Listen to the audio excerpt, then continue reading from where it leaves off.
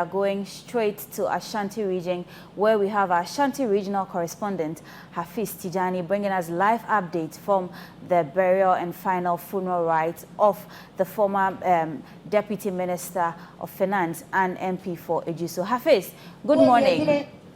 Good morning. How are you doing this morning? I am well. Great. Just how's that the we are atmosphere mourning in Kumasi and where exactly are you? Well, so we are coming to you live from the Onye Roman Catholic School Park, where the burial and final funeral rites event of the late Ejisu MP is happening.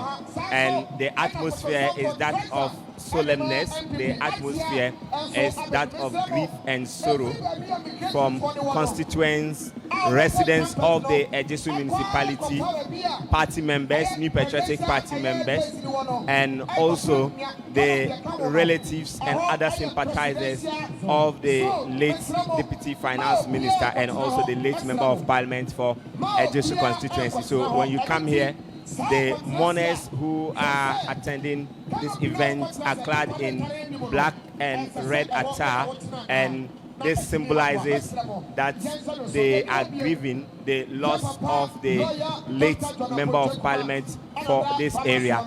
Currently, the body is being laid in state for interest groups and other personalities to file past the body, and that is what is happening now. And from the background, or in the background, you hear the announcement being made that the security should intensify their presence at where the body is being laid, so that they would control the number of people who are getting close.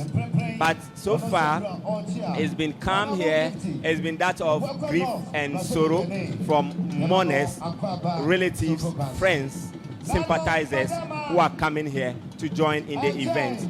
So we are expecting also the President of the Republic of Ghana, President Adodanko Akufo-Addo, and also Vice President Dr. Mahmoud Bawumia, other ministers of state to arrive here to also attend the event, and also members of Parliament who will also be coming, because he was one of them, and he is supposed to also be given a befitting burial and also a befitting final say by the members of the Parliament.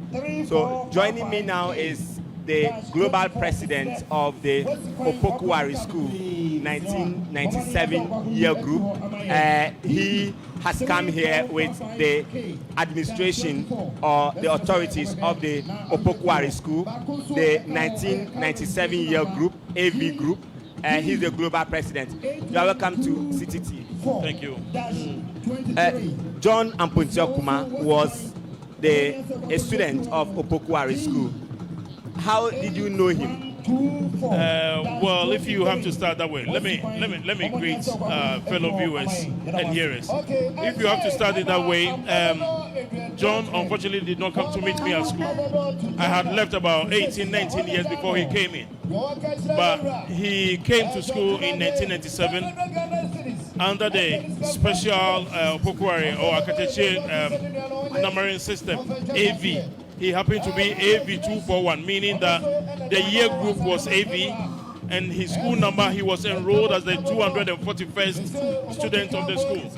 And, you know, we've known him to be a very nice person, you know, a very affable person, and there is no way you will hear any bad thing about him. You know, he left the school 1999 as a school prefect, and it means that being in such a school, Opokuwari School, and being the head prefect or the school prefect tells a lot.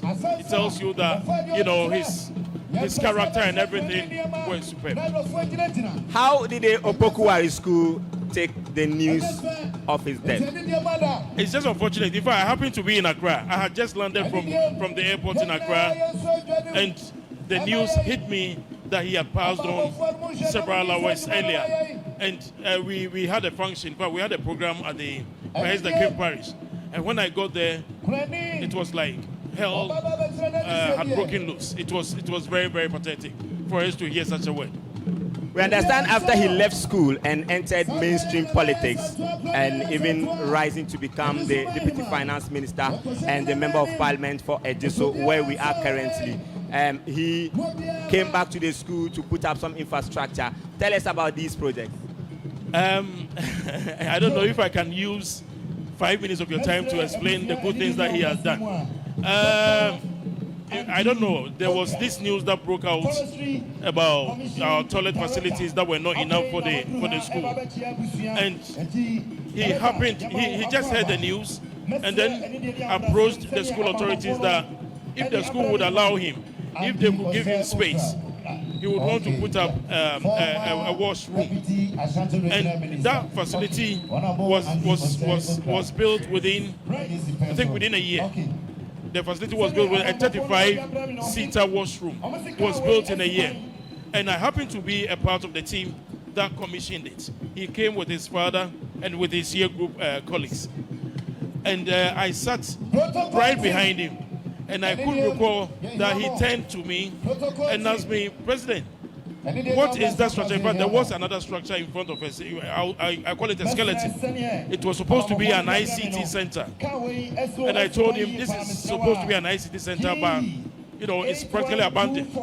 So he turned to the headmaster who sat on his left and asked, Hedi, if you can give me space, if you can identify a space on campus, I want to put up another structure. That was when we were commissioning the washroom. And then immediately he sent his contractors to the school. We were able to identify a place, and as we speak, he had built an ultra-modern, a state-of-the-art ICT center for the school.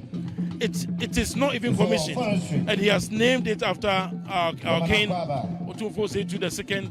Everything is there. Otumfuo Osei II ICT center. Everything is there, except that we could not get the chance or the time for commissioning because of Otumfuo's various programs. So we couldn't get the chance. So as we speak, the building is there. There's everything in there. But unfortunately, it's not commissioned.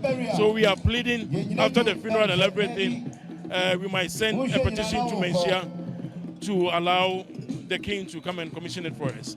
That's a very great impact he has made on his alma mater. And you went to the body, you performed some rites. What was that? It's actually a religious rite. Poko High School is a Catholic school.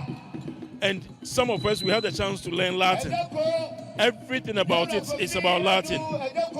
Immanus tuas Domine. In our hands, O Lord, do we commit our brother, or we commit our brother into your hands. That is the Latin version of what we sang. If I can also say it in Chi, that's all about the Latin version of it. You have mentioned about the impact he has made while in school and even outside school. Yeah. What thing should continuous students or current students of OWAS learn from his life? I would say that a lot. And come to think of it, the current situation, not only at Opokwai, but in most of the schools, the current problems that lots of the students face are, restrooms or the washrooms. And for one person, single-handedly putting up a whole structure, a 35-seater structure, is unheard of. Then secondly, we all know that as a former school prefect, he also thought it wise, let me put up a state-of-the-art ICT. We have a robotic part in the structure, and like I said, it's a state-of-the-art structure. So the students might not see this whole thing maybe now, but let's allow ourselves a year or two or more. They will really appreciate the good things that he did. Thank you very much. So the global president of the old students of the Opokwari school, so Aketeche, he's stressing that, so they are also here to join people who are mourning the late Ejisu MP, and he has been talking about what John Kumah has done for the school, even when he left the school to enter into mainstream politics. So people are coming in, mourners are coming in to file past, and the widow and also her children are also seated, also mourning.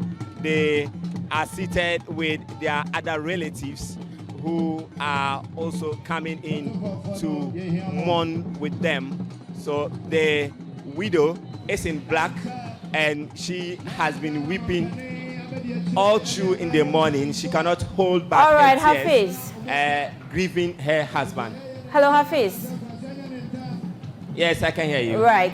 Thank you very much for the update, but we'll come back to you later in the day for more updates about what's happening in Kumasi.